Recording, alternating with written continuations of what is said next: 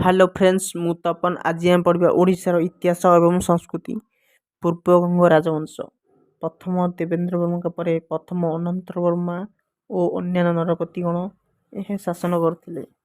प्रथम देवेंद्र वर्मा पर तांकर पुत्र प्रथम अनंत वर्मा पूर्वगंग राज सिंहासन उपविष्ट होते।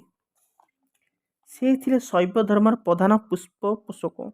से मध्य ब्राह्मण संस्कृतिर पुष्प पोषक थिले। तांको परे तांकर दुई पुत्र नंद वर्मा एवं द्वितीय देवेंद्र वर्मा उभय जनक पर जने कलिंगर राजा होइतिले। द्वितीय देवेंद्र वर्मा पर तांको भाता चतुर्थ देवेंद्र वर्मा सिंहासन आरोहण करथिले। से निज पुत्र सत्यवर्मा सहित जुग्म भाव शासन कार्य करिया कथा जना पड़ी थाए।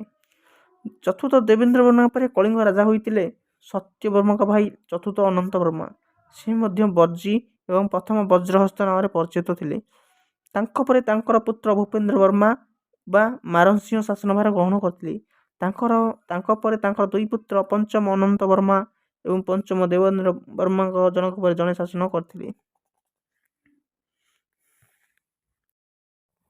आज एतिकी प्लीज लाइक एंड सब्सक्राइब।